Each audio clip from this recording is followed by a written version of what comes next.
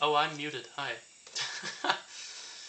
No, my brain was getting fried, and I was just, I don't know. But, tell you what, though, it's about to be even more fried in a few seconds. I'm cleaning up my paint supplies, because I really don't, I just don't have the energy right now, man. I'm being so honest, and I hate painting while streaming. It is so just, like, it's not that big of, like, a problem or an issue or whatever. I just don't like doing it. I just really don't like doing it. Oh wow, I just realized that this is way louder than it was. Okay, I don't know, whatever. You know what?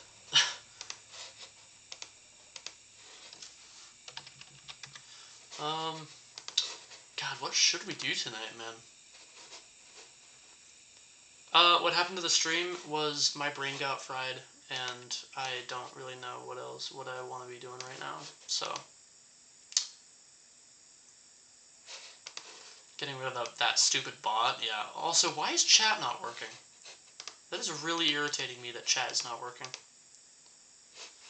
Yeah, but, like, what is there to react to, man? I don't know. I've seen, like, that's the thing about, like, not just getting into this, is that I've already seen quite a bit. Like, I watched the Starties. I freaking...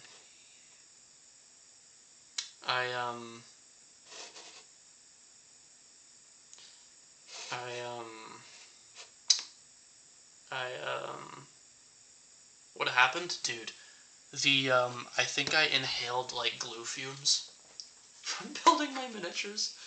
So I am fried right now. I'm gonna be so honest with you. I am fried.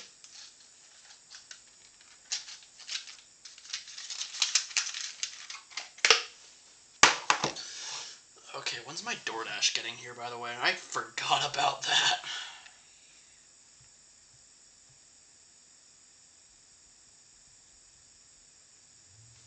Oh my god. Alright.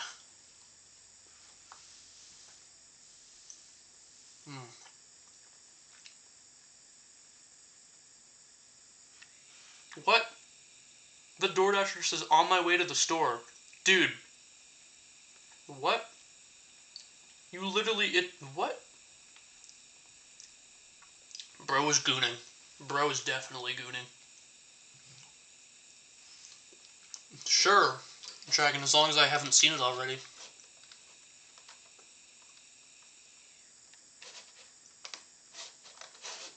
I might have, but...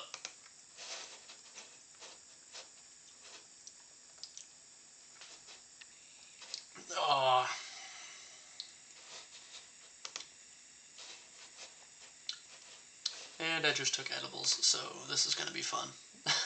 Oh, I got myself even more fried. I'm so stupid. Guys, we should play West of Loathing tonight.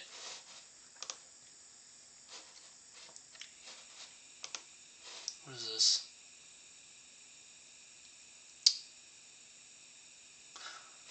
Maybe Dragon. I might watch it. Hang on. I'll tell you what. So my DoorDasher is being a ding-dong. Hang on a second. Where's my... Oh my god. No, just give me my frickin'... Okay, where is he? Bro's literally not moving. I don't understand. Dude, he's like crawling. Like, what? Jesus. He's not even close! Wow, I don't think I'm gonna leave a good review on this guy. Bro is not even like, oh my god. I'm telling you this right now. Hang on, I gotta fix my headphones. I'm telling you this right now, if he gets lost on the way back and can't find my house, or can't find my apartment, I'm gonna laugh my ass off. Oh my god. Okay. Oh god, I should have just renamed the stream. Because that was literally like, what, like an hour and a half? Yeah.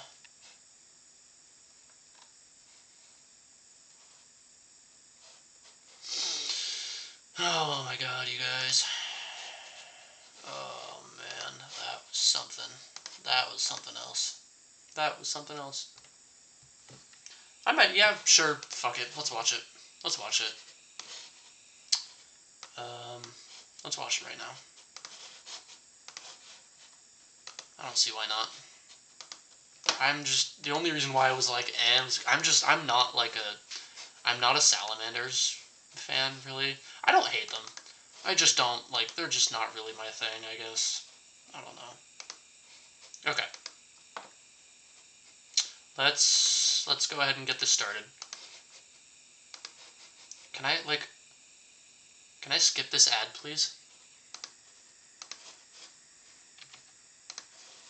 Oh, let me move out of the way. Oh, chat's back. Lovely.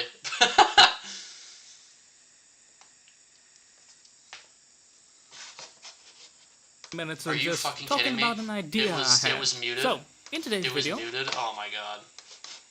Salutations Rangers, General Bradley 101, back at you again with some more lore. Well, kinda. So I hope you guys have been enjoying the new types of videos, but this is just a nice, neat little unscripted video. I had a thought about it and just wanted to share with you. So, kick back, relax, grab something to munch on, and we're gonna be here for however many minutes and just talking about an idea.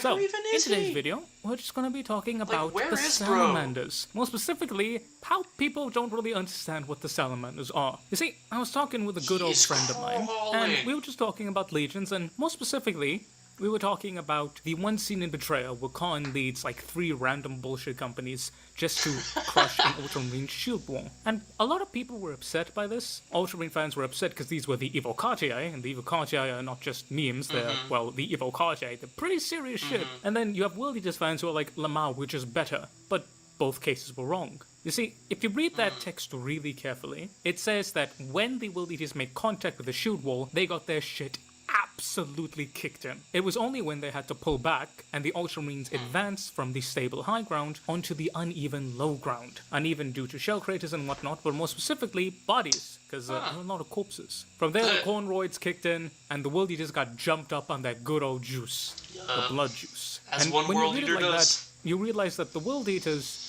did not simply just beat the Ultramarines in melee because they're better. That in and of itself is rather dumb, and it's something that I do not care for. More specifically, the Ultramarines were lured into an uneven ground, which disrupted their formation, and then the World Eaters then leapt upon them with vicious axes, empowered, very importantly, by Khorne and the rage induced by them. And that got me thinking. People love putting Marines in boxes. Specifically chapters, but even more so than that, the actual legions. Now, I don't have to tell anybody this, but there is a big difference between a legion and a chapter.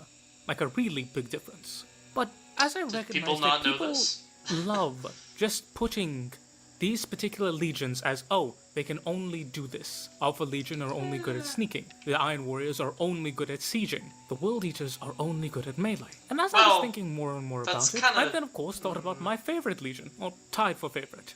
The Salamanders and the Ultramarines are tied for my favorite, but Sally's went just a little bit over. The Salamanders have been described as many things, but the one thing that you wouldn't hear people describing them as is quite simply vicious. You would never hear a salamander be described as vicious. You often hear about them thinking, oh, they're just nice guys. They're good guys. And because of that, people think that they're kind of weaker in combat. Melee combat, specifically.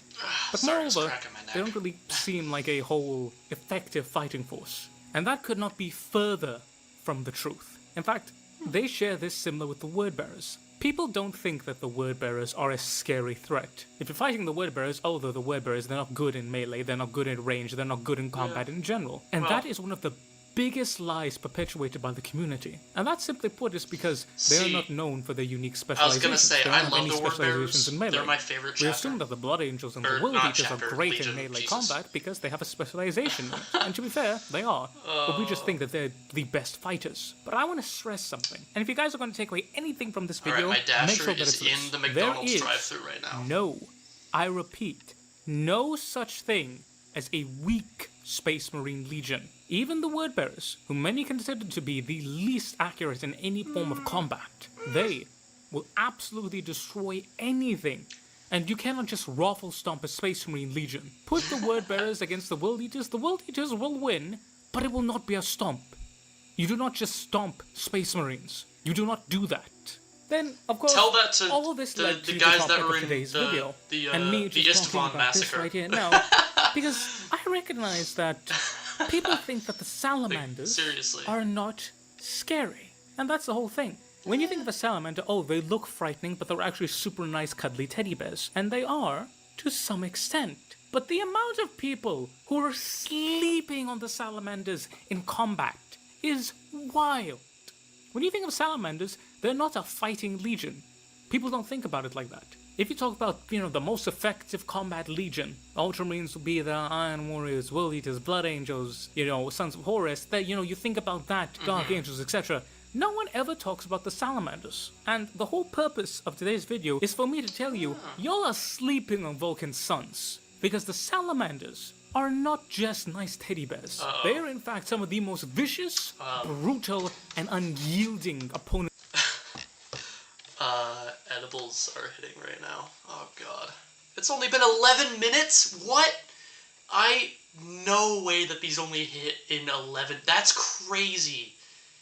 These are supposed to hit in like 30. What the fuck? No. It's not that I'm a big fan of. It's not that I'm not a big fan of Space Marines.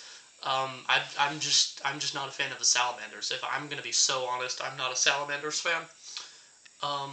They're nice. I like them, but I don't like them as much as I like other guys. But I'll watch this. I'm high right now.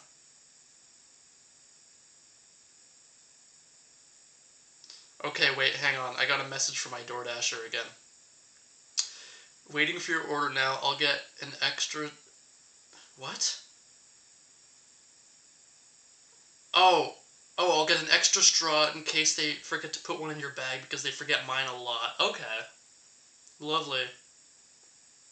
Okay. Awesome. Thank you.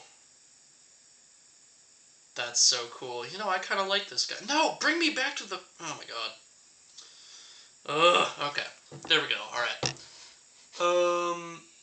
Yes, I love Space Marines, just not the loyal kind. I'm gonna be so honest. Alright, here we go. Face. Alright, but now that I've waxed poetically, well, semi-poetically, and while I've made such a very statement that surely has a bunch of keyboard warriors typing angrily at the keyboard, I now need to justify my argument. This guy sounds like Auspex Tactics. Quite simply put, have you guys ever watched an Auspex video? Are just unkillable. Now, this is not me just going on and on about how my love for them. This is actually backed up in lore. By multiple accounts, in fact. You see, for those of you who don't know, physically, the salamanders are the biggest and the toughest legion. Hang on 2 seconds. I'm gonna turn my overhead light off because I do not need it to be this bright in here. Oh god, my eyes.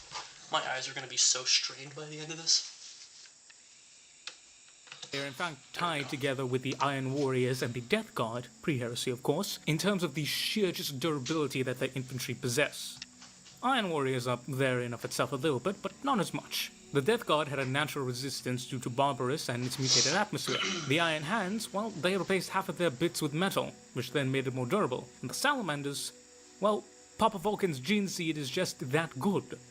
Now, this probably has something to do with Vulcan being a perpetual, but we don't really know, it's never really explained. We just know that naturally, salamanders grow bigger, stronger, and physically more durable. The downside is that they are, generally speaking, for an Astartes, a bit slow.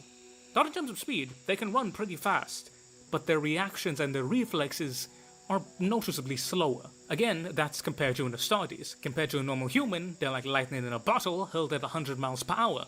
Right. Do not fight a space marine of any kind. But this isn't just the main reason. We have actual accounts of salamanders in combat just being unyielding, particularly 3 of note. The first one, and we'll go in chronological order, was the assault on the Tempest Galleries, where the salamanders, known as the Dragon Warriors, were then to dive down deep into the bowels of the earth and destroy the fortress shield generator of the last holdout of the Techno-Barbarians. The Sallies had to fight Automata this guy's from like the Dark going Age, the speed limit. and it absolutely rinsed My them, DoorDasher's but going not the speed completely. limit. The salamanders were able to hold off long enough for one part of their force to complete their mission and destroy the generators, returning with only a tenth of their numbers though. That was only possible due to the salamanders' determination and sheer stubborn nature.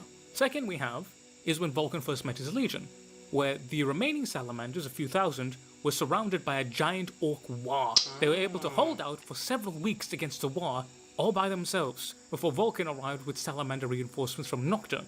And then finally, we have during the Horus Heresy, where during the Isstvan V Dropsite Massacre, a Sons of Horus captain recalls telling some new and old recruits alike about how these Sons of Vulcan just wouldn't die. That is a verbatim quote, referring to the Salamander elite, the Fire Drake Terminators and Vulcan, who stood as a rear guard, allowing most of the Raven Guard and what remained of the Iron Hands to escape.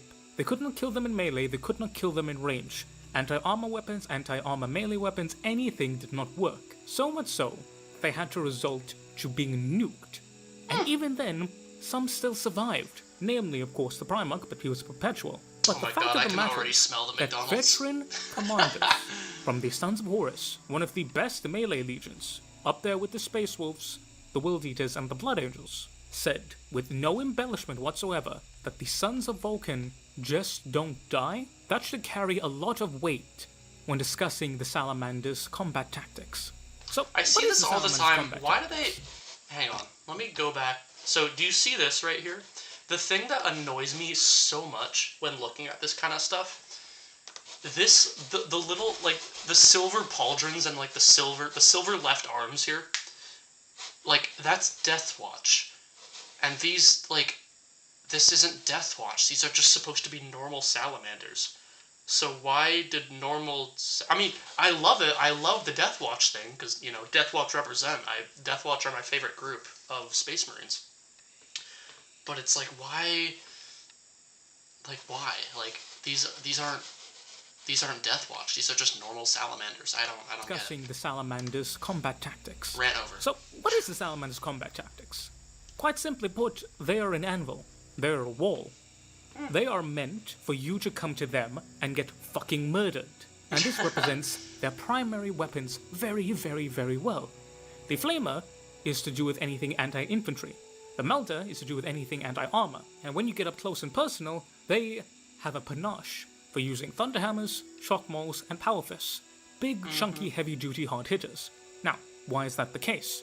You see, the Sons of Vulcan are slower than most Space Marines, meaning that they're not going to get a chance to get more than one hit in, which means they have to make that hit count. Hence why they lean towards more heavy-hitting weapons. Again, Power Axes, Force Axes, Thunderhammers, Shock Mauls, etc. Because if you only hit the chap once, you gotta make sure you leave his ears ringing and his bells twinging. Not to mention, they love their storm shields and combat shields and boarding shields. Shields of any kind, because the salamanders are a literal wall. Also, those shields are usually artisanally crafted, because a big, very important thing that people forget about the salamanders, every piece of their gear, from their armor to their weapons to their shields, anything and everything, is master crafted by the individual battle brother. It's essentially of artificer level gear. It is significantly more powerful, more potent, and more durable than anything that the other legions can possess. For example, salamander units are more likely to have gear and equipment on par with that of some veteran legionnaires. A good example of this is during the Heresy, salamander Breacher Marines had their shields covered in drake skin. Now these were skins from Nocturne, which were basically immune to any form of heat-based weaponry, Volkite, Flamers, Melters, etc. And the Salamanders, since each battle brother was essentially a blacksmith and a novice artificer, was able to take the time to make that weapon stick. So you combine all of this. Salamander's panache for durable armor, durable gear, their close-range panache with Flamers and Melters, and their whole melee stance of combat shields, storm shields, boarding shields, and then very heavy-hitting weapons, like Thunderhammers, Power Fists, Shock Mauls, etc. But the big thing is like the salamander mentality. Most people think that salamanders are friendly, and they are, especially for Astartes. They're very friendly and they love human beings. But here's the thing. People often mistake kindness for an absence of wrath. When you see a kind fellow, you can't imagine him being cruel. And generally speaking, kind people are never cruel, but a kind person can be wrathful. Because the reason why a person is kind is because they understand what happens when someone is unkind, when someone is cruel. And the idea of someone being unkind and cruel to another person, it's not something they can abide. They detest it, they despise it, they hate it. There is an old saying that goes as such. There are three things that all wise men fear: the sea in the midst of a storm, the night without a moon, and the wrath of a gentle man. It is That utterly stupid. I'm gonna stop that right there for 2 seconds. The amount of like stupid like weird like Sigma male quotes that I've heard that like little bit in is staggering. It is absolutely staggering, and it's hilarious, and it makes me die a little bit inside every time I see it. To believe that a gentle and kind man cannot hate nor deliver wrath. And Vulcan's sons are the personification of that. Vulcan's sons are dragons. They are the drakes of humanity. They love and they care for their young, yes, but at the end of the day, they are dragons. And their fighting style and their mentality is that. You cannot kill a dragon. Its hide is too tough. Okay, if you get close enough, here. it will devour you. I'm gonna pause real quick. I'll be right back.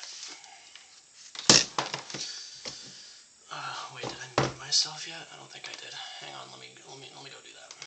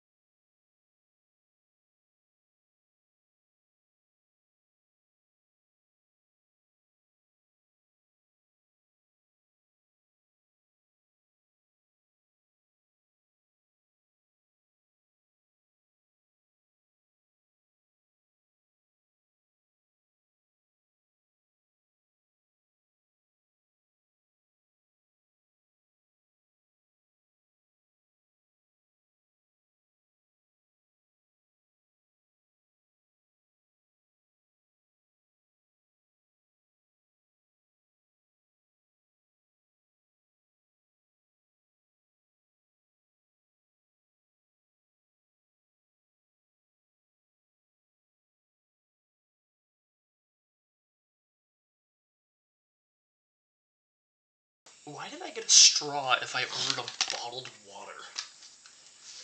Did they like... What are they putting in here?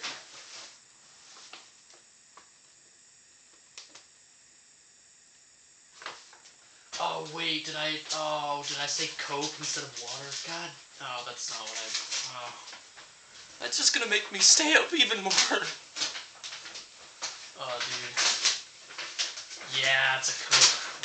Whatever. That's alright. As long as the burger is right. Which, it hasn't been before, so, well, I mean it has, but, like, it was one time it wasn't. It was okay, because it's the same kind of, it was basically the same kind of burger, but it had these, like, weird, it had all this weird stuff in it. That I hadn't, sorry, I'm going limp for a bit. I'm trying to dig through my bag here. Alright. Alright, chat. I'm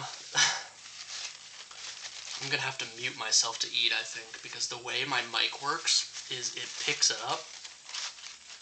And I don't think you guys want to hear me eating, so... So while I'm eating, I'm just gonna mute and let the video play out.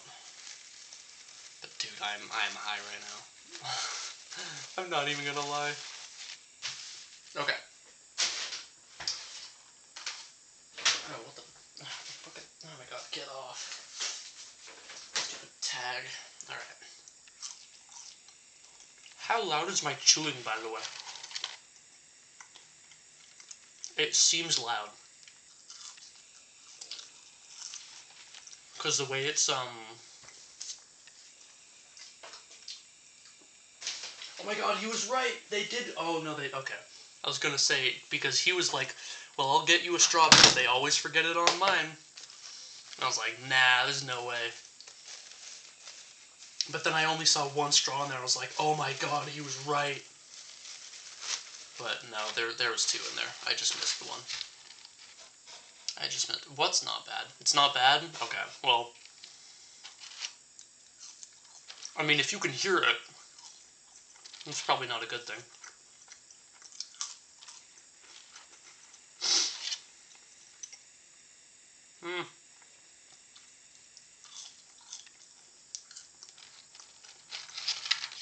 Hang on a second. Oh, fuck.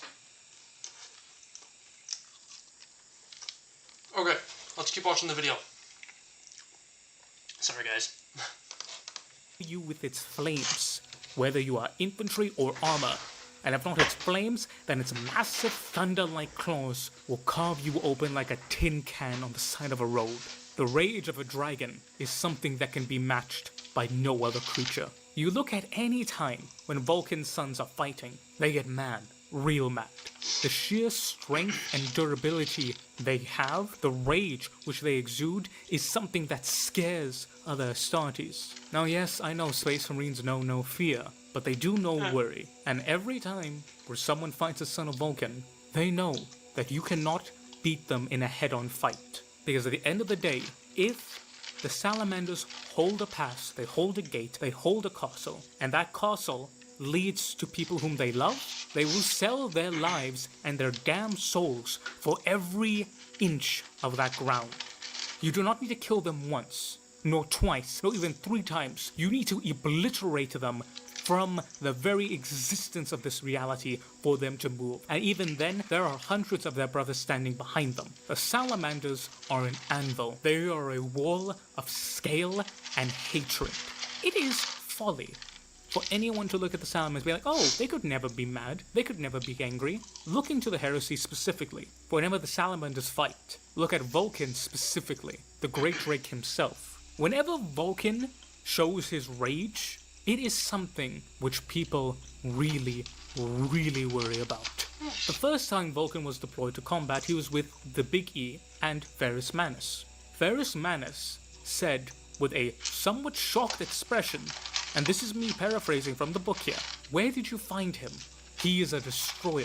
And at that moment, Vulcan's rage was made manifest because he saw that the human race that they were fighting were using machines powered by children.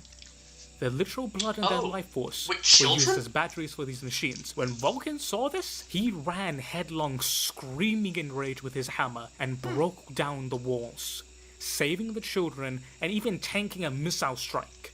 Why? Because he is a dragon who saw its young in danger, and the rage which boiled up in him consumed the enemy in righteous fire. The Salamanders are a legion. Moreover, they're a culture that has so much value on the human nature, on the human soul. They're the only Space Marines who still keep in contact with their family. And unlike the Ultramarines who know their family and who love their family, the Salamanders are specifically ordered to spend time with their family. We know the meme of, oh, Salamander hosts a barbecue, but no, that's an actual thing. Salamanders have feasts with their family. They meet the newborns of their family. They love them. They are truly family members. They have time off to spend with their family. They know the love and the beauty and the frailty of humanity. They love their people so much. Hello, Vermont. It's us, your best buds. No, I am being doxxed. I'm being doxxed. At the end of the day, they are the next generation. They are the future. They are why they fight. Honor and loyalty come and go. The heresy showed us that all notions of honor, loyalty, and aspirations could easily be destroyed, that the fraternity of the legions could be shattered, but the one thing that remained were the people of Nocturne, the sons and daughters of Vulcan, the people whom the Salamanders were in charge of protecting. And when the Salamanders had even the vaguest notion that the people of their homeworld were in danger, they began thinking of what would happen. The horrors and the ravaging, the rage of the heresy. When the salamanders saw a loyalist world burn, when they saw corpses of children and family members, they did not just see human lives lost. They saw their own family, their granddaughters, grandsons, great-grandsires, whoever they may be. They saw their family lying dead in their place, and to them it was failure. Failure of not only the Legion, failure of not only the entirety of humanity, but failure of them and failure to their father. They failed. The great dragon failed.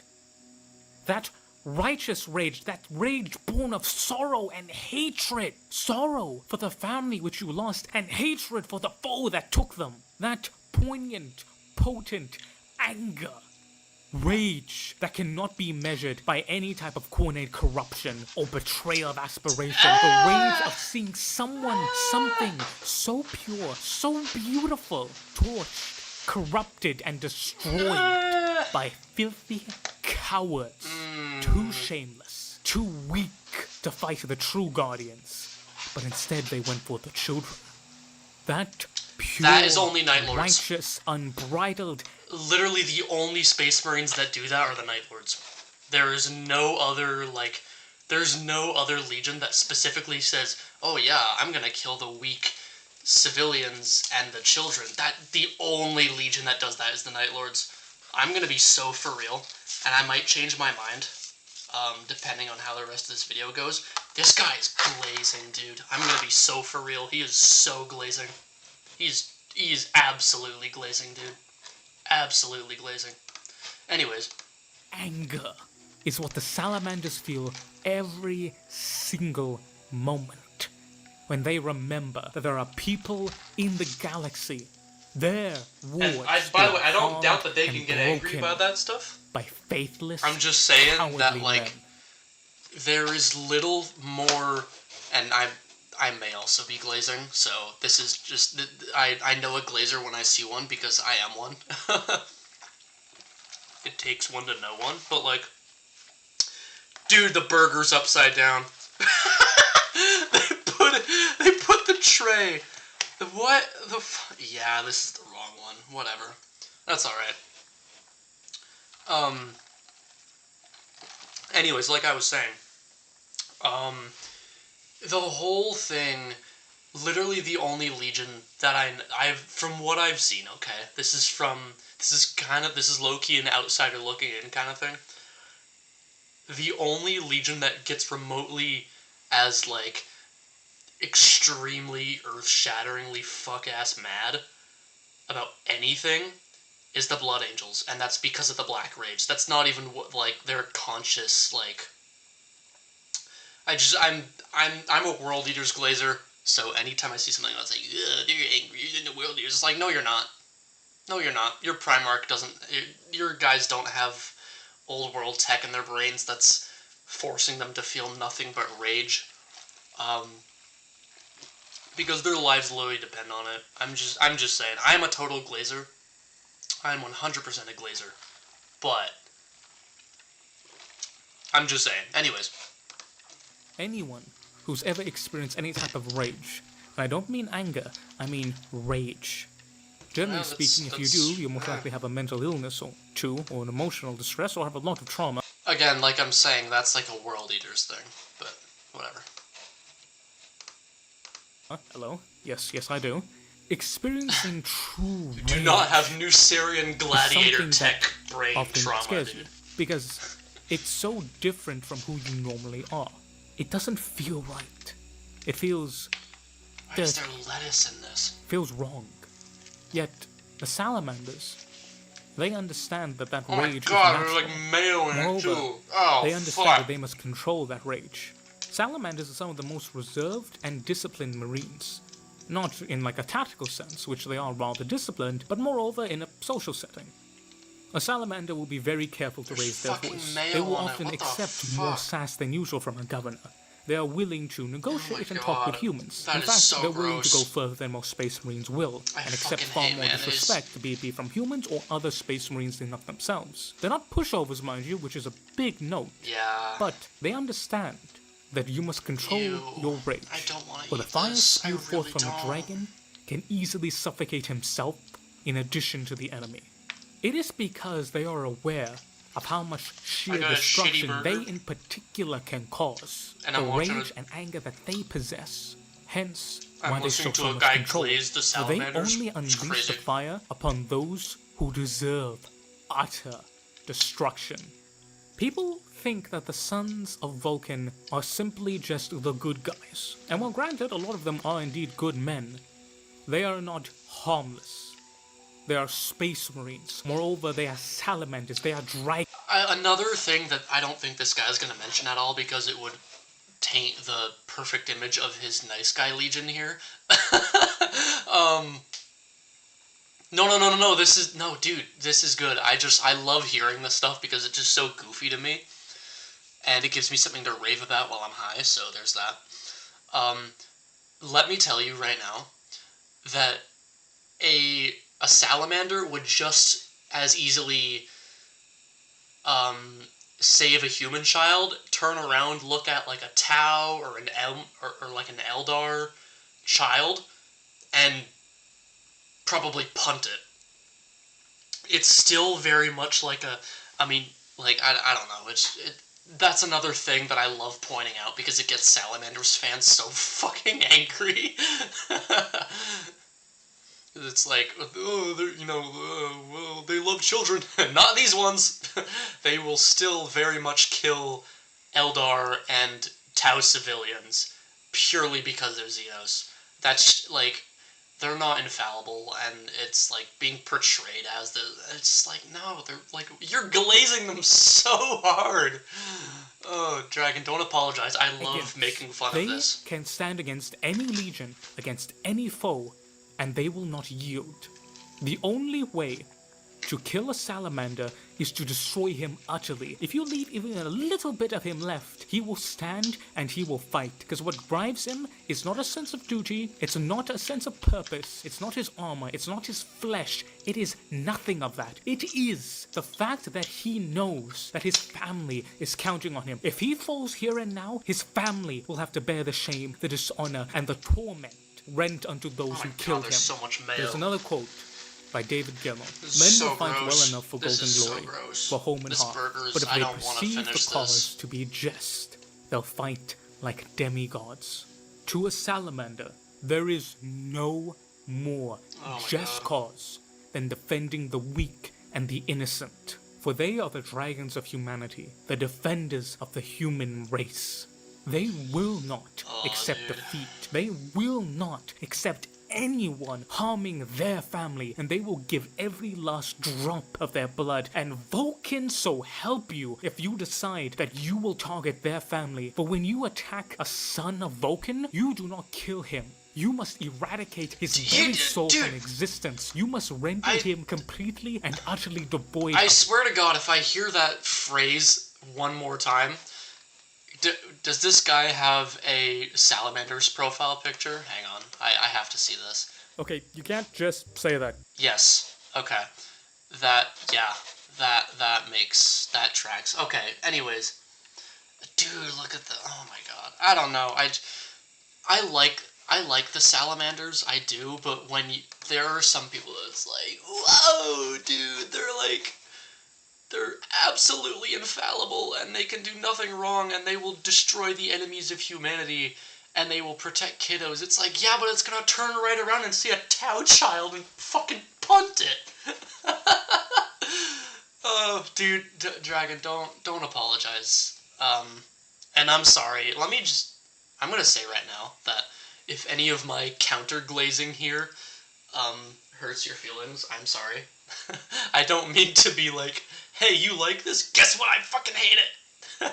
I'm sorry. But no, dude, if I was sober, I wouldn't be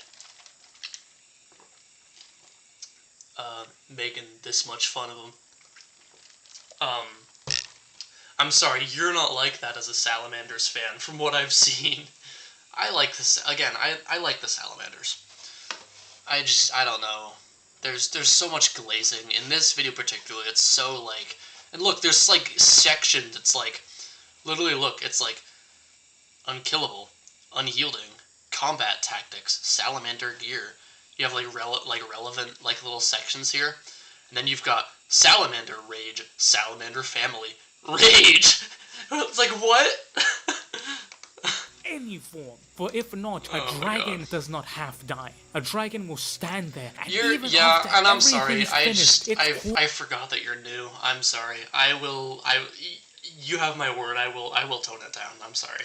Corpse will lay there as a barricade for Because its I don't family want to to be chase sheltered people away from this because hobby. you do not harm the children of the dragon. You do not come to the dragon's home and simply pillage and burn. For if you stand before a great drake, you must be prepared to accept its flames. For the dragons of humanity have already been tested in the fires of battle. They have been reforged upon the anvil of war, and they have been found stronger for it. And if they have already passed such trials, then who the hell are you to try and claim their land, their family, as their own? If you stand before a dragon, you best be prepared to get burnt. And while this video is about the salamanders, this applies to every and all legion. The World Eaters are not just mindless butchers and berserkers, they're not bloodthirsty thralls, they are still space marines. Yes, some of them are indeed bloodthirsty madmen, but not all of them. Some of them still have their head on. Some of them are still honorable in some cases. Some of them... The only one that was remotely like that, from what I know, is Angron. Or like the few like normal human like pilots or whatever for like their ships and stuff. Literally look at this picture and tell me that there is one person in this picture that is honorable and reasonable. Wrong. It's 0. That's like, oh my god. Okay, I'm sorry. Some are still tacticians. Some of them still remember what it meant to be a legion. Yeah. Alright. Are they rare? Yes, but they exist. They are not just mindless berserkers. The Iron Warriors are not just uncaring siege masters. They are not just idiots who will throw their allies away for heavy artillery. They will not just throw their men helplessly into combat to have them slaughtered because, oh, Lamau, iron within, iron without, I'm such a bastard. No, they are calculating tacticians. They are masters of siegecraft. They will keep their men alive as much as they can, but if they need to be sacrificed, they are not unhesitant to do so. They do not balk at sacrifice. They do not balk at doing what needs to be done. Because iron within, iron without. It matters not if iron is shattered, but it will be reforged and made stronger, or it will have served its purpose. They are tools, they understand that, and they accept that. Because they are iron within and without. The Ultramarines are not simply just, tacticians. See, another thing about Iron Warriors is they are servants. They don't like to admit it because they're stupid, but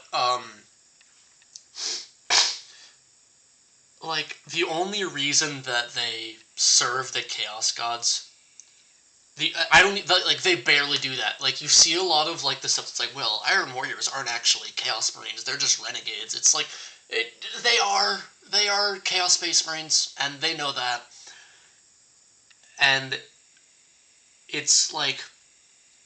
The only if there was any other person that hated the Emperor that would have come before Chaos, they would have joined them too. They just didn't like him. And they, obviously, they are Chaos Marines. In the waning days of the heresy, it was like, we just don't like him. We're not into all your demons and shit and chaos. We just don't like him. We just don't like the Emperor or whatever. That I don't know. I'm gonna shut up while he's glazing here, and then I'll give more thoughts after the video. Oh yes, administrators. Oh yes, they're the good, perfect Ultra Boys. They're Smurfs. Yes. No, they are warriors themselves. They know what it is to build an empire. They are the warrior kings of Ultramar. Warrior kings. You stand before a son of Gilliman. You think that you can take his home, that you can do as you please with his realm? You are mistaken. A son of Gilliman will die fighting and screaming and making sure that you regret ever stepping foot onto his sacred home. They are not administrators. They are warrior kings. Yes. The Space Wolves are not just Viking marauders. Oh, herpaderp, look, wolf, I'm a furry. No. That is a meme posted by the community. And yes, they have had their moments, but every legion has had their moments where they look stupid. The Space Wolves are Vikings. True. They are warriors. They hold their liege to the Great Wolf and to the Allfather. They are defenders of humanity. They do what is right, what is just, what is honorable. They are not just mindless. Oh my god, they this are not glazing just is so frat bros irritating, doing man. whatever the hell they want. That is a meme. That is a joke. But it's a meme about a real thing. The only thing that I remotely find funny and interesting about the Space Wolves is that they were, like, they brewed a special mead, and I learned this from a Bricky video. They brew a special mead to get drunk, because Space Marines' bodies filter out toxins way faster. So, they can't get drunk. So then the Space Wolves were like, well, we wanna be, so they somehow brewed this, like, extremely toxic, like low-key Nurgle level toxin to get drunk, and it was so funny. It wasn't like a Nurgle thing, it was just something that they did, because they just wanted to feel that. Like, these guys are frat bros, and it's not even memes. It's not even memes. That is not who they are. They are righteous, honorable. Is he just gonna and glaze noble, everyone and they in this perceive the little cause section as here? Just and noble. If they swear loyalty and they swear an oath to it, then Allfather help you. But they will not move. I love how he rolls his R's. That's so funny. Till you reap every bit of blood from their body, or the oath is fulfilled, for honor demands it. I could go on and on about every other legion, but the fact of the matter is, jokes are jokes, memes are memes. They are based on a small, minute bit of truth and a whole bunch of lies. I give this message to everyone here. The Salamanders are not just cuddly teddy bears. The Iron Warriors are not just stubborn assholes. The World Eaters are not just mindless butchers, the Ultramarines are not just XL number punchers, and the Space Wolves are not just frothing frat bro Vikings. The Alpha Legion are not just great. It's like, well, they're not just all that, but it literally, bar like the small discrepancies where it's like, oh, well, you know, they're also super loyal and all that stuff, which is good and all, but, like, and that's not really in the memes all that much. That's not really in the memes at all, but it is a thing. But, like, there's a degree of it where it's just like, dude, you're so, like, I guarantee you, I want to bet money the amount of more times he's gonna say stuff that he's been saying in the last 25 minutes. I want to make, I want to bet money bullshit, on that. And the Blood Angels are not just hee-hee Lamau sexy vampire. They are Space Marines. Each and every one of them are warriors far above you and me. Treat them with the reverence that they deserve. Yes, make fun of them. I love memes. One of my favorite memes is the Gilliman and Yvraim waifu meme. It makes no sense. That is and anyone such a who thinks that's stupid actually one. canon is an idiot, but it's fun. That's the thing that I agree with him with, is that whole thing is stupid. It was like, haha, yeah, funny. But then you see the ones that are like, oh, Gilliman did what with a what? It's like, no, there was like a single sentence in that entire story where she said, so, I couldn't tell you what it is. But this is all just from hearsay. So I could be just parroting totally incorrect stuff, but, like, there was, like, one line, and then it was just, God, the people in this community are so weird and funny to me. It's okay, because I'm also super weird and funny and just stupid, but... Funny. It's funny, but do not make the cardinal sin of taking a joke and thinking it to be reality. Do not trust memes. Memes are a joke, over-exaggerated and overhyped for the sake of comedy. And now he's just going to rant on memes. It's like, what? Like, what are you saying? Space Marines. This could just be because I'm high. Salamander, but oh my god, I have to watch this when I'm sober. They are the most effective military force the galaxy has ever known, and only a utter fool would even dare to think them less than. And while this video was about how people always get the salamanders wrong, it applies to every single legion.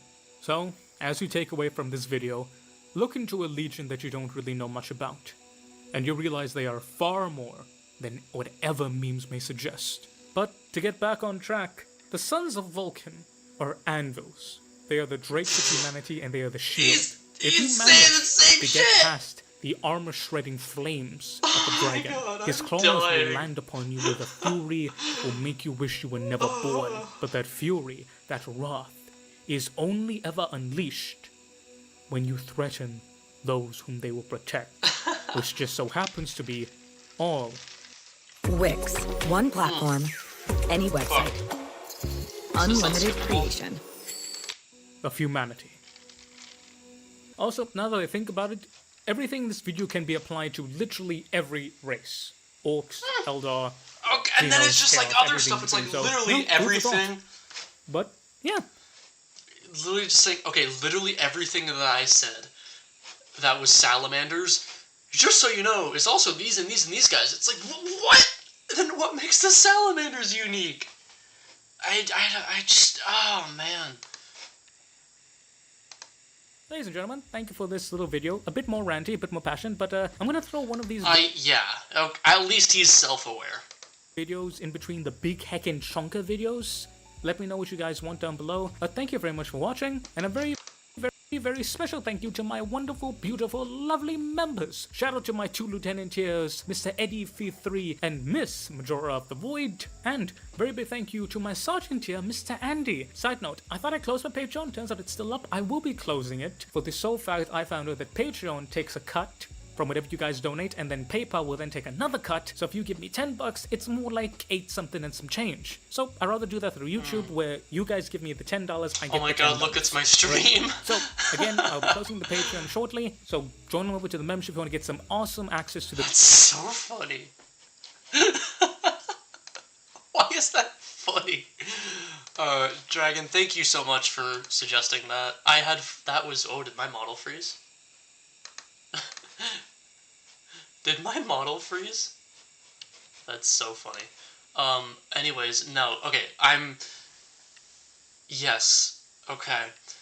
That was so genuinely good. Like, if I was sober, I would have liked that video if I was sober. I think it's just because I'm high.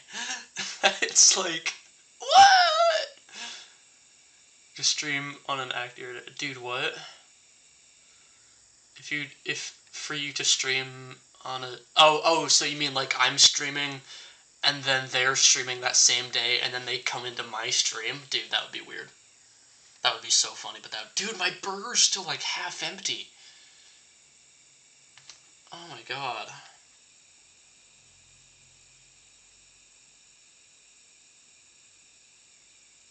Oh my god.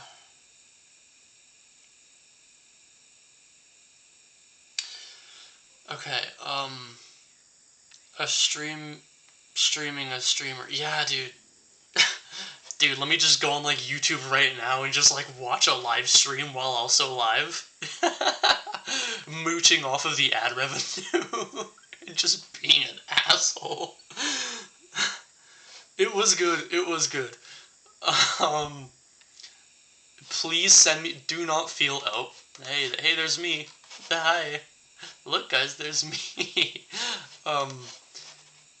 Please send me more stuff. Don't make it seem like that was like a, ha ha ha, I watched this video that you thought I would like, and I chew it up and I spit it in your face. Like, I'm sorry if that's kind of how it came across, but like, that's not what it's supposed to be. I saw this video and I was like, oh, is this gonna be, from the first, like, few seconds, he says, like, the 6 or 7 lines that he'll say about 200 more times throughout the video. But so it's like, oh, you're just repeating stuff for, how long was this? For like 30 minutes? 28 minutes and 19 seconds. Okay, if somebody from this video is also like here, I'm so sorry. If it seems like I'm just like shitting on your favorite content creator, I'm not trying to. That was never my intention. I just wanted to have a laugh, and the glazing like this is just a little funny to me. It's nothing more than that. If you like to glaze stuff, I don't care. I glaze a lot. I glaze fucking Bellacore, the setting's biggest little bitch. He's literally what my avatar was designed after, by the way. Or at the very least, like, the horns. Like, I took those from him because he's my favorite character in that setting, and he's the biggest little, like, pesky, like, petty little shit. Yes, I am... Wait, what? What am I not doing? No, I'm not trying to make it serious. Well, no, I'm sorry. I was just saying sorry for, like, if you enjoyed that video. Like, it's nothing against you. People glaze stuff all the time. I do it. I have buddies who do it. Both of my siblings who are in the setting do it. We all do it to literally everyone. Me and my siblings just happen to glaze over some of the same stuff. But, like, we're all different, like, we all like the different Chaos Gods, so it's like, so my twin is, like, a big Slanesh fan. My twin is a Slanesh fan, and then I have my other brother, he's a Tzeentch guy, and I'm a Khorne person. I love Khorne. Khorne is my favorite Chaos God, hands down, and he always will be. But, like, and like, we all glaze them differently, and we all do kind of play the great game against each other in a way, because it's like, and like, I love Khorne, and I love him, but he can, like, his little minions are so stupid sometimes, and I love making fun of them too. Like, Kabanda got his ass beat by Sanguinius twice, I'm pretty sure. He gets a lot of Khorne demons get their asses whooped a lot in, like, a stupidly comical way. I'm gonna try and quiet down a little bit because my roommate's trying to sleep. But Khorne gets just clobbered. Absolutely clobbered so often. And it's, like, it's just so funny to me because he's such a goober. All of his little minions are such goobers. And they're so fucking funny. And that's why I love them, because they're so comically stupid. It kind of comes with the territory, but, like, there are other things I like, just, you know, like the, you know, that they're all just, like, violent, like, butchers and berserkers and shit. I don't even know where I'm going with this. What am I? See, and now I'm glazing too. But I'm just saying, like, we all glaze stuff. I have buddies who glaze the salamanders. But, like, I was just trying to be chill, you know. If you glaze stuff, I don't care in the long run. I think it's funny, and I'm gonna poke at you, but I'm fine. I'm not, like, I'm sorry. But thank you for the video suggestion, though. If you guys have any others, I'm just gonna do, like, a blanket search. I guess. And we'll see. Oh, I haven't seen this Bricky video. I should probably... Ooh, let's look at some chaos stuff, okay? We're gonna look at some chaos stuff. Guys, it's time to glaze chaos now. This is my moment. G'day, guys and gal. When you think of Traitor Space Marines... Wait, is this the same guy? No, this is a different guy, but he has the same accent. I was like, no way, it's the same guy. That would have been so funny. Wait, who's the guy that made the... Okay, so it's not the... Okay, it's not the same guy. Alright. Okay, but that would have been hilarious if it was all the same guy. Probably think of the Traitor Legions from the Horus Heresy, the Death Guard, Night Lords, World Eaters. What you probably don't think of is the fact that, like the Loyalist Legions, the Traitor Legions also went through a bit of shattering and dividing, creating traitor warbands as opposed to loyalist chapters. Now, not all traitor legions broke up. The Death Guard have stayed more or less united, either under Typhus or Mortarion, but many did, with some warbands having elements from multiple traitor legions, as well as multiple previously loyal Marines who have formed to Chaos post-Heresy. Some of these warbands are forgettable, barely scraping to survive. Others have become powerhouses in their own right. So today we'll check out 5 of the deadliest Chaos warbands, some of whom may even rival the traitor legions themselves. Before we get started, winter isn't coming. Things are heating up. That means 3 things. You're going to be wearing less clothes, you're going to be sweating is this more, like a and you don't sponsor? need as much hair on your body. This is where Manscaped comes in. Oh my god. Manscaped is a range I'm of skipping hygiene this ingredient ad. products that are safe, easy to use, or any other Manscaped products for 15% That's off, disgusting. then use my link below or code MageKill15. Cheers to Manscaped for sponsoring this video. Today we'll go over 5 of the Oh my most God. powerful, deadliest Chaos warbands, detailing their origins, why they Talks are so about powerful, Chaos and warbands anything and then else does a they're up to. Manscaped Let's ad. get into it. I'll That's try a to cool roughly intro. put this list in order of power, but at the end of the day, I haven't been to the setting of 40k, so it's not like I've been dick punched by each warband and then can give a definitive dick punching power rating, which is the only power Hey, there's rating that Karn matters. right there. Starting us off with a My boy warband none of you Karn. have probably heard of, but is wildly interesting, the Broken. Oh. This warband was actually one of the first Ultramarine thought this was the successors, Purge. being a part of the Second Founding, which is when the Loyalist Legions first broke apart. They were called the Viridian Consuls, and were exemplars of strength and will, true sons of Gilliman. However, they were also victims of the absolute retardation known as the Abyssal Crusade, Whoa. where 30 loyal chapters were Whoa, sent to the Eye whoa, of Terror whoa, by whoa, some whoa. dipshit, given the Whoa, task whoa, of whoa, basically whoa. solo Whoa. No, that's...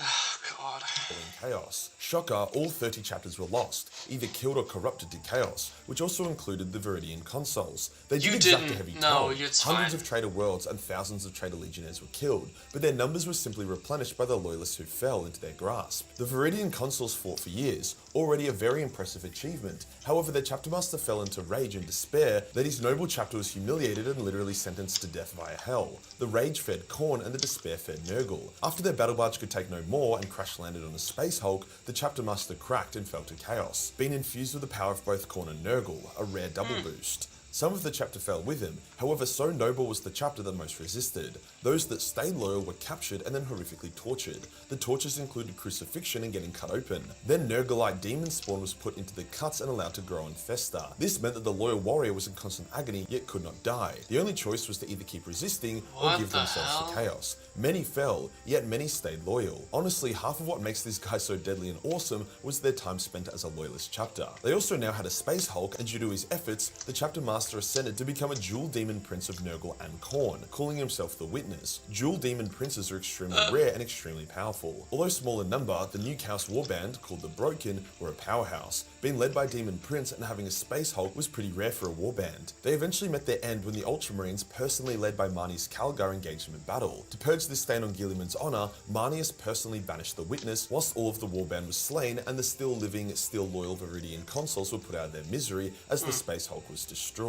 Hectic shit. This next warband is pretty random but was wildly overpowered, or at least had the potential Purge? to be. Is he gonna That talk being about the Purge? Consortium. Fabius Bile's own personal Oh. warband made up almost entirely of apothecaries and mad geniuses from across the traitor legions. Now, whilst apothecaries don't often make for the best warriors, they can create abominations that fight for them, and with so many apothecaries in one place, led by Fabius the Clone Lord, they could easily create a force of space marines in no Fabius. time at all. Not to mention, they were so valued as a resource that other traitor warbands or legions would gladly aid them in exchange for help with recruitment. At their peak, they numbered nearly 200 apothecaries, which is nuts. However, it wasn't really a conventional warband. I love Fabius Fabius was at the Bile. head, but no one was really subservient to him. It was more so a collection of scientists that enjoyed working together and Controversial could learn from Aussie? each other. What? A warband of convenience, where Fabius even encouraged independence as opposed to strict ranks. Unfortunately, mad genius scientists also have large egos, so every time Fabius was too busy focusing on Dragon, things have a instead of good the night. consortium, shit went Okay, peace, south. have a good night. After every campaign, more members left, either sick of each other or having learnt enough and now keen to do their own thing. When Bile went to learn from the Dark Elder of Comora, the consortium had a civil war which ruined their base of operations and killed a number of them.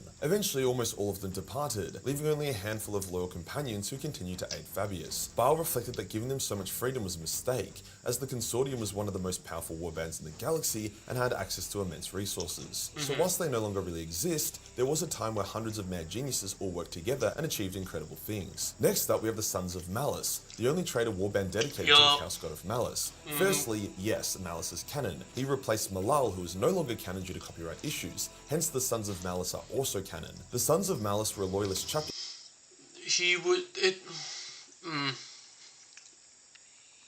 I don't know. I've always found that kind of weird. Originally, I know they were, and they still are, because they were in the 13th Black Crusade.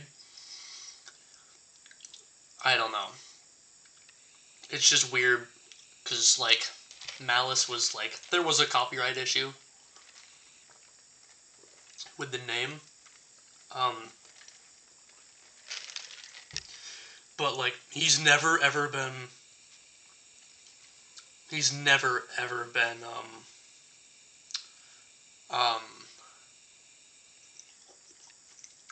what am I trying to say? He was, like, there was kind of, like, a weird thingy with him, but then they just, like, softly retconned him. I don't know. I used to be a Sons of Malice person, but I just kind of turned coat to the word bearers, They I had a guess. bit of a habit of cannibalism, which, to be fair, a fair amount of loyalist chapters also seem to have. They were steadfast and a force to be reckoned with. However, the Inquisition found them unsavory and confronted them copies halfway all through a ship from the sacred Warhammer cannibalistic community, but I love ritual. his content. That was a bad call. The Oh. Inquisitor and her force were sacrificed and then But you eaten, met him? which then got the Sons of Malice excommunicated and declared renegade. Womp womp. However, they still hated chaos, so basically just No, declared they- war what? on everyone and now attack everything. What really makes them powerful, though, is the fact that they literally have their own personal chaos god, Malice. More or less the chaos god of fuck everyone, destroy everything. With their chapter literally having its own chaos god, they have managed to not only survive, but also thrive, despite having zero allies. They are even able to occasionally summon Malice briefly to guide them. It's difficult though. Every 100 years, after a huge cannibalistic feast, the best warriors in the warband must traverse through a cursed labyrinth, survive it, and then get at least one of them to reach the finish. That marine is then teleported back to the chapter, with the rest left to go insane and become monsters that fight against future expeditions. The one marine who succeeded is then sacrificed. Once this happens 11 times, Malice's sacred number, Malice is summoned, empowers and guides the chapter for a time, and then vanishes. So basically, once every 1,100... There's a thing that I read somewhere, and this is just like a stupid meme, so it's probably not true. But so the Great Horned Rat has 13 secret names, right? 13 of them, because that's his number. So in the canon there he has 13 secret names. We know what none of them are, but one of them, I saw this in a meme. One of them was like, somebody was like, what if one of those 13 names is Malice? So maybe Malice in the 40k setting is the Great Horned Rat, but I don't know. In that universe, it would be really funny though. years, and that's also assuming at least one Son of Malice reaches the finish line, the chapter can go insano style for a bit, at the cost of losing their best and brightest. Next up is the Crimson Slaughter, a bit of a tragic tale to be honest. These guys are like, warriors these were once guys are loyal corn and were known ones. as the Crimson Sabers, a steadfast, powerful and noble chapter. It's unclear where their gene seed comes from, which may have been the root cause of some of their issues. They were stubborn, zealous and ruthless. Their methods were seen as extreme by other Space Marine chapters who rebuked them, causing the Sabers to isolate themselves and pursue their own campaigns. They did a great job, but some sort of blood haze was affecting them. They were very overkill, annihilating entire loyal worlds because they thought maybe there was a chaos cult on it. They started hearing voices and losing touch with reality, eventually being declared traitors after killing too many innocent Imperial worlds. Still noble, they rode into the Eye of Terror in a suicide mission.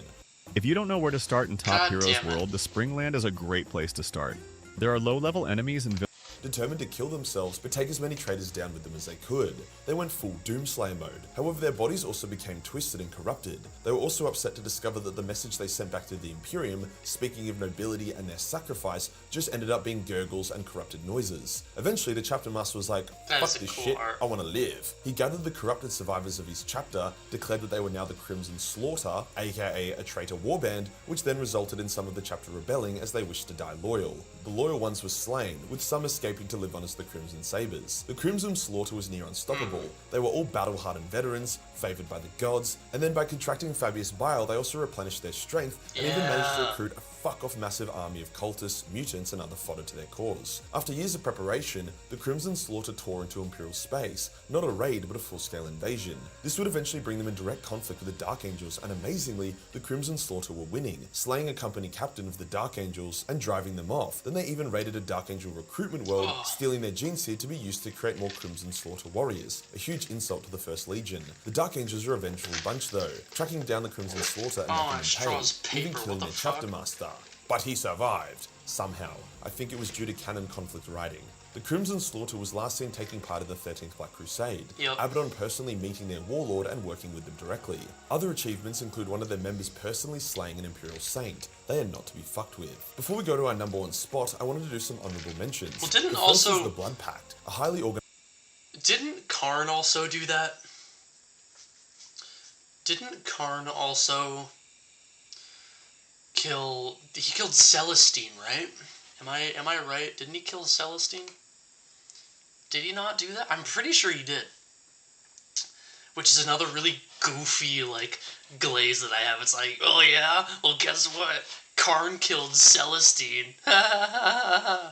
Which is so funny. And I just think it's so fucking funny, dude. Oh my god. Oh... Organized disciplined Chaos cult were the elite of the elite traitor guardsmen. I can't really give them an official spot since they aren't a Chaos Marine warband, but they are honestly more effective than 90% of Chaos warbands, so I thought they should get a shout out. The second honorable mention is the Black Legion, as they are technically just a massive Chaos warband. The Black Legion was not one of the original legions. They were founded by a Chaos Marine war. Yes, it is. It's the Sons of Horus who rebelled against Horus. When Abaddon took over, they're like, oh my god, finally. So then they became the Black Legion. It's not... I don't know. I don't know. I'm not a big Black Legion fan either, if I'm being honest.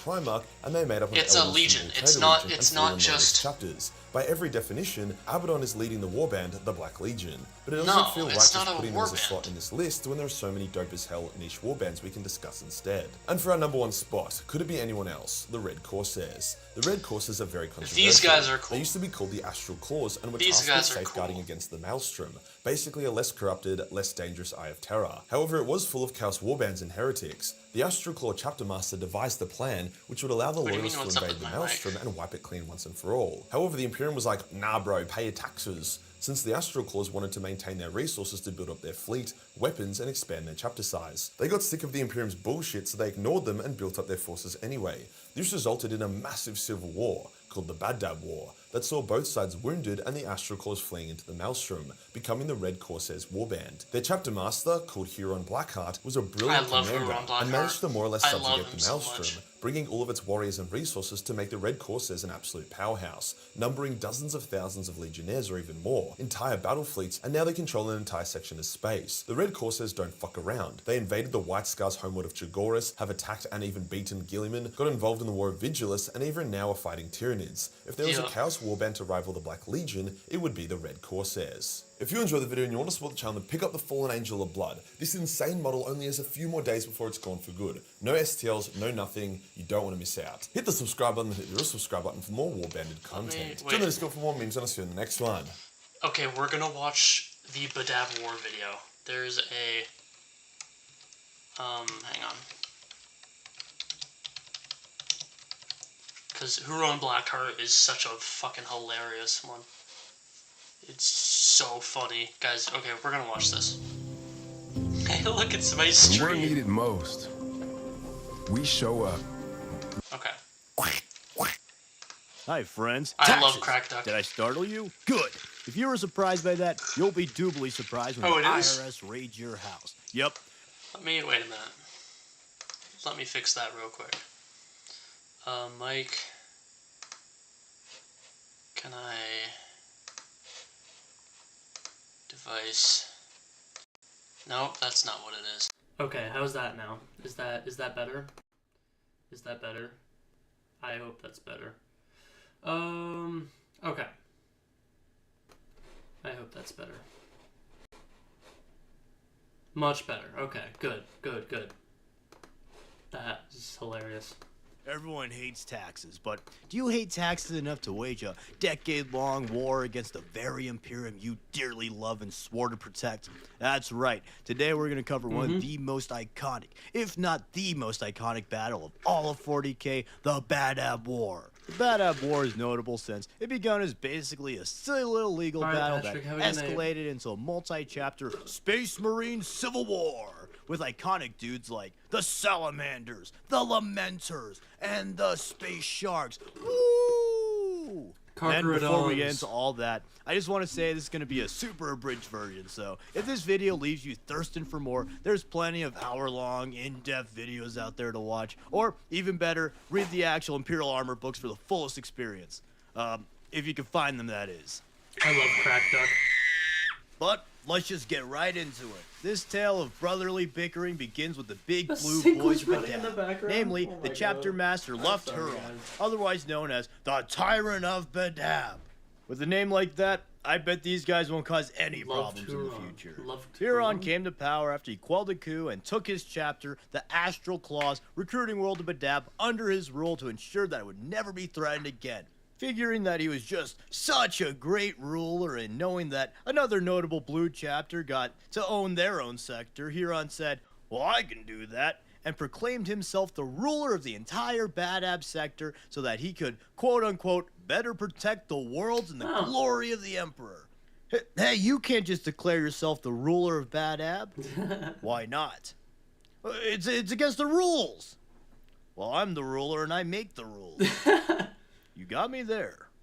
And Badab is known for being in a little spot known as the Maelstrom Zone. This zone was a group of sectors that were near the second largest warp storm in the galaxy. So, to ward the Maelstrom and keep it manageable, the High Lords created a group of Marines creatively named the Maelstrom Warders, notably including the Lamenters, Mantis Warriors, and Astral Claws. Oh, and would you look at that, we're back at Huron's boys. Luft Huron and his Astral Claws led the Maelstrom Warders, and they were actually extremely good at their job. So good, in fact, that when he requested more resources and manpower to quell the Maelstrom once and for all, the Administratum ignored him, since he seemed to be doing fine without.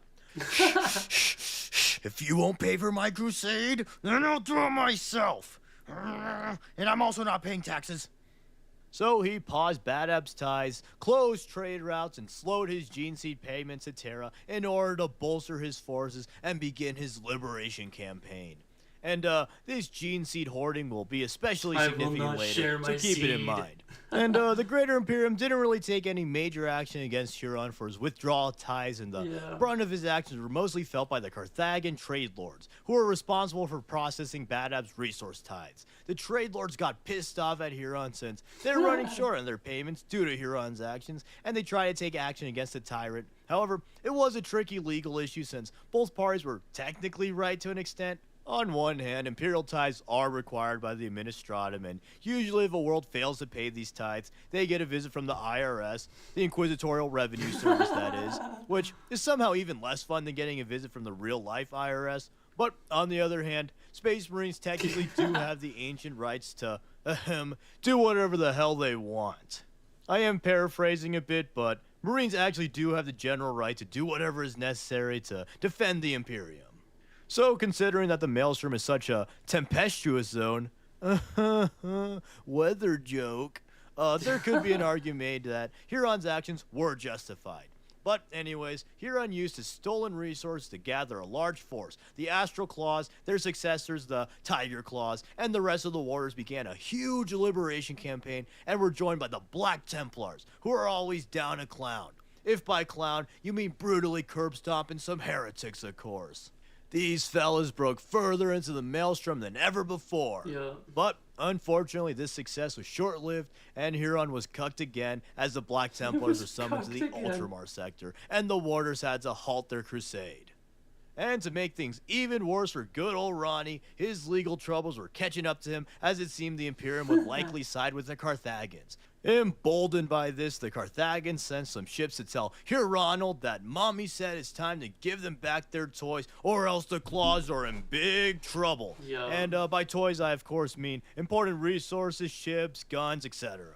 Huron lets them know that Badab is a DE sector so they can F off, and then the Carthagin fleet hits them with the no. So then Huron hits them with a bunch of shells from the Badab defense cannons. Oh. And the Carthagins were of course pissed off yet again and sent some more ships that mysteriously vanished. Just like how my delectable lunches mysteriously vanish from the office fridge. I'm just kidding. I'm a YouTuber and I don't have a real job, and the only thing that mysteriously vanishes for me is all of my time and self-respect. Oh. But, that aside, the Carthagins realize that they're not cavemen, and in the modern age, if you can't beat someone, well, you just gotta spread hateful rumors about them. So, they send propaganda that Huron and his chapter are heretics, and also, they probably have little tiny wieners as well. Huron responds to these crazy rumors that he betrayed the Imperium by creating his articles of just succession, in which he proves how loyal and dedicated to the Imperium he truly is by declaring himself exempt from stupid taxes and leaving the Imperium. Like a relentless weed, moderate to severe ulcerative colitis symptoms can keep. Also, he and his Marines, they have very large wieners. Although he and the Warders wanted to succeed from the Imperium, they were legitimately still loyal. Huron just thought that his mission of protecting and quelling the Maelstrom was above stupid things like taxes and pestering trade lords. And the other Warder chapters joined because they believed it was their duty to protect the Maelstrom and stand by their brothers. So, the Carthagins furthered their efforts and sought allies, but they were largely ignored, perhaps due to their supposed not-so-large wieners. In their desperation, they began to directly call some Space Marine chapters, and finally someone answered. The Firehawks heed the call, and they send some investigation ships. These ships are then attacked by the Mantis Warriors. Despite their 4 times type advantage, the Firehawk ships are disabled by the Mantis fleet, and they're taken prisoner. Even though the Mantis Warriors acted relatively civil and gave back the prisoners, the Mantis Warriors' actions really bugged the Firehawks, and they sent their entire fleet into the Maelstrom Zone to get revenge. While the Firehawks fought the Mantis Warriors, the Astral Claws and Lamenters captured some more loyalist worlds in the sector in order to secure even more resources. The Firehawk forces were whittling down, but received reinforcements from the Marines Errant chapter. However, the Marines Errant did not directly attack, and they only helped secure trade routes for the Loyalists, since they were kind of besties with the Lamenters. These 2 chapters kind of pulled a Hawkeye and Black Widow for their civil war, and didn't really fight each other. Moreover, the Executioners also joined the Astral Claws due to an ancient blood debt, and the Secessionists pretty much destroy the Carthagin forces when the Carthagins try to capture Depot World for much-needed supplies. Damn. This was done because the Warriors knew that people wanted to read about Space Marines, not trade lords. Sorry, Carthagins, people simply don't care about trade disputes. For a while, the Secessionists were smacking the Loyalists since they significantly outnumbered them, which, throughout this video, keep in mind the Secessionists are working with their entire chapter, and the Astral Claws have been hoarding Gene Seed and merged with the Tiger Claws, so they're basically a mega chapter at this point. But this is also when the Greater Imperium finally decides to give a damn. Since so many chapters are fighting each other, the High Lord sent Inquisitors to investigate the Badab sector and see what all the hullabaloo is about. Due to the missing ties and gene seed payments, the Inquisitors deemed the Astral Claws to be the more guilty party, and they ordered them to lower the defenses and stop this tomfoolery. However, Mr. Luft, I always know best, Huron said, nah, I know best, and if I followed your silly-ass request, then the Maelstrom Zone would be in danger. This proved to be something I like to call a big fat mistake, and the Inquisition assembled a Marine force composing of the Salamanders, Raptors, Fire Angels, and Red Scorpions. The Marines Errant and Firehawks were subbed out to regroup their forces, but before leaving, the Hawks left a cute little parting gift called 1,000,000 firebombs that decimated a Mantis warrior planet in revenge for their past transgressions. After some more fighting, a phrase I will no doubt use like 100 more times in this video, Left Nut Huron called for a parlay at an asteroid base called Grief. Oh, I can't see anything going wrong in a place such as this. So Huron, Chapter Master Sartak of the Mantis Warriors, and Lord Commander Otis of the Red Scorpions met to discuss their war. But just like playing a game of Among Us, it quickly devolved into rampant accusations and finger-pointing. You know what would make negotiations go more smoothly? Getting shot at. Oh, did I say smooth? I meant bad. So amidst the finger pointing, the base was suddenly attacked by 3 unidentified ships, and the barrage killed both Sartak and Ortis. The attacker was never officially identified, but the Loyalists blamed Huron for the betrayal at Grief, Huron blamed inquisitorial conspirators, and others suspect chaos saboteurs. But whoever it was, just like how you ruined your parents' marriage, they ruined any chance of the Successionists and Loyalists cooperating and gave us access to more epic battles. Woo! And so soon after, more chapters joined the Loyalists, including the Sons of Medusa, Howling Griffins, Nova Marines, and some Vanguard Minotaur forces, while the Marines errant and withdraw entirely. The Raptors, Salamanders, and Fire Angels fight some Astral Claws and Mantis Warriors in the jungles, take some more territory, fight, you know how it goes. And amidst some more fighting, some of the secessionist worlds are threatened by Chaos Corsair fleets and some Orc clans. And this is a reminder that the secessionists are still technically loyal to the Imperium and believe themselves to be doing the Emperor's will. These attacks force the secessionists to fall back and defend against the forces of the Maelstrom. There's DIY. And there's doing it yourself. Why am I getting that? So then, more fighting occurs, the Minotaurs fully arrive and launch a full-scale assault on Cairo, slaughtering Huron's Tyrant Legion PDF force, and then goes on to take nearly a whole sector by themselves. Meanwhile, the Salamanders and Fire Angels steam some hams in Galen, and the Red Scorpions help the Minotaurs completely destroy the PDF at Varian. In hopes of turning the tide of the battle, the Astral Claws attempt to recover ancient buried weapons on planet Synax. In response, the Loyalists prepared for the largest push of the war and gathered all their chapters along with the newly arrived Exorcists for the Sagan offensive. Named so because the Astral Claws were about to sug on some nuts.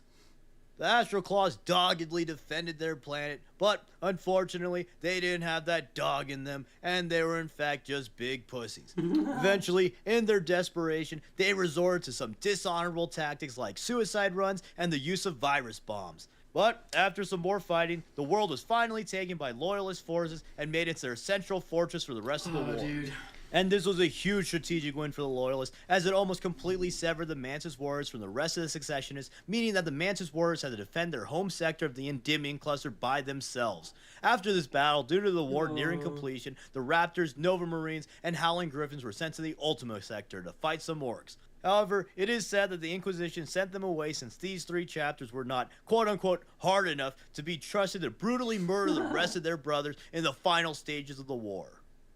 Oh, does somebody not want to eradicate their brothers? Oh, boo-hoo! Minotaurs! Come here and murder some yellow crybabies for me! The Inquisition also wanted to boot the Salamanders since they were also deemed too nice, but the Salamanders basically said that they're an OG chapter, so they do what they want. But back to the aforementioned yellow crybabies. The Minotaurs captured some of the Lamentor's gene seed and used it to spring a trap. In the ambush, the Minotaurs boarded the Lamentor ship and brutally slaughtered them in a frantic melee. Only 311 Lamentors survived, and they were taken prisoner for the rest of the war. Elsewhere, the Red Scorpions and Salamanders continued to do work and destroyed a supply transfer to the Astral Claws from the neutral Forge world of Ingstrom. This goaded the Mechanicus forces into attacking both Loyalist and Successionist worlds since the stupid Marine fighting spilled into their world. After some more fighting, the Mantis Warriors proved to be a troubling force. Although outnumbered, they leveraged their home field advantage with hit-and-run tactics. Luckily for the Loyalists, and unluckily for anyone repping the Koopa Troopa colors, the Carcharodons arrived and began a massive terror campaign on the ironically named Tranquility System. There, the Carcharodons launched a planet-wide assault led by Tiberos the Red Wake. Woo! Yes. On Endymion Prime, the space shark shot drop pods all over the place and decimated the Mantis Warriors. Also, Tiberos was one hardcore scary dude. He's like a head taller than the average Terminator. He wears double power fists that are strapped with lightning claws, just in case a power fist didn't kill something hard enough. And then, if those double power fist lightning claws still don't kill something hard enough, they also have double chainswords under them. That's a total of 13 weapons. 10 blades, 2 fists, 1 scary motherfucker. After all was said and done, the Space Sharks killed the Mantis Warriors so brutally that the Fire Angels were disgusted and they withdrew from the Badab War. But after some more fighting, the Minotaurs, Sons of Medusa, and some penal legions attacked the south side of the Badab sector. Then, some of the Minotaurs were also sent to destroy an Astral Claw training world with the Salamanders. It was here where the Salamanders discovered that Astral Claw corpse takers have been stealing gene seed throughout the war to strengthen the Astral Claw forces. After some more fighting, the salamanders recovered the seed, and on their return to the Loyalist base, they were ambushed by the Astral Claws and Executioner chapters. Outgunned and outnumbered, the salamanders are forced to surrender, and as they're officiating the surrender, the Astral Claws attacked the salamander ship, stole the gene seed, and slaughtered prisoners. Ironically, the Executioners had a bit of a problem with the Claws executing the surrendered salamanders, and they turned on their former allies. The enraged Executioners killed the Astral Claws president and left the war to attack other Astral Claw holdouts. This left the Astral Claws as the only successionist chapter. Even though the chapter is illegally large, things were looking bad for Team Tyrant. Huron began to go a bit kooky, and he officially renounced the Imperium and prepared his final defenses. The Loyalists pushed the Astral Claws all the way back to the planet of Badab Primus and began a three-pronged attack to overwhelm the Badab defenses. The Sons of Medusa, Firehawks, and Star Phantoms attacked the Orbital Fortress Monastery. Carcharodons assaulted the Hives, sowing terror per usual, and the Star Phantoms, Titan Legions, and Inquisitorial Stormtroopers stormed Huron's final fortress, the Palace of Thorns. After days of brutal fighting, the Space Sharks overloaded the Hive's power grids, disabling the defenses and allowing the Star Phantoms to finally siege the palace. Huron and some of the Astral Claws escaped, but the Badab War was finally won. Afterwards, the Mantis Warriors, Lamenters, and Executioners were deemed guilty but not traitors and given the mercy of a century-long penitent crusade where they would be thrown into the toughest battles to prove their faith. These crusades were especially brutal since the chapters were decimated during the war. Notably, however, the Executioners' punishment was a bit lighter since they were said to have fought honorably during the war and they defended the Salamanders towards the end of the war.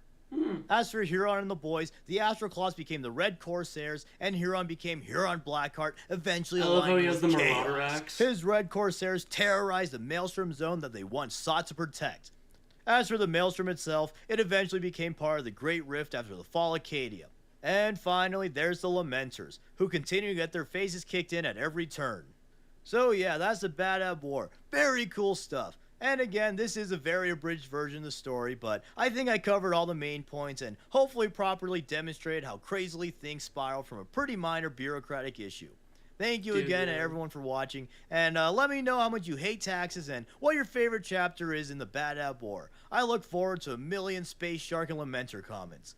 Thank you to all the patrons who support the channel and help me make my videos better. I appreciate the support. And as always, please like, comment, subscribe, and consider sharing to all your totally loyal Maelstrom warders. Thanks. I also love all these old color schemes, like, you can't beat green, but these salamanders, they certainly come close. And the Tiger Claws, they really dedicated themselves to their shtick. Sister's birthday. She's an adult. Please help me. I'm so lost. Gotcha. Follow me. Hey, it's... I knew it. I'm hot. Thank you, Rick. What the hell? Hey, it's my stream. Alright, guys. Oh, that's... yeah, okay. Alright. I think... oh, shit, my model froze again. Are you kidding me? Hang on. Oh, my model froze. Okay, there we go. I think I'm gonna leave it be. Join the middle of an ad? Yeah. Dude, this stream has been going on for like an hour. It's only been an hour and a half here, but it was an hour and a half earlier, and then I stopped it because I was just getting fried. But I restarted it, and we were just watching funny shit. We were just watching Warhammer videos. But we were doing that for a while. So I think I'm gonna go. Because I do have work tomorrow. So that's, oh god, that's gonna suck. Oh, you just got off of work? Oh, dude. Oh my god, that sucks, man. Okay. Alright, so I'm gonna go. You guys have a good rest of your night.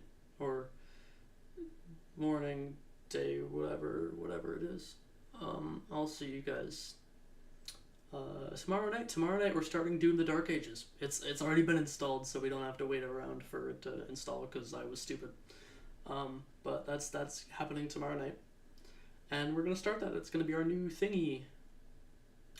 And then there's Friday, hopefully a better one, and then Saturday. Yeah, Warlock, have a good night. Dude, yeah, I need to figure that out.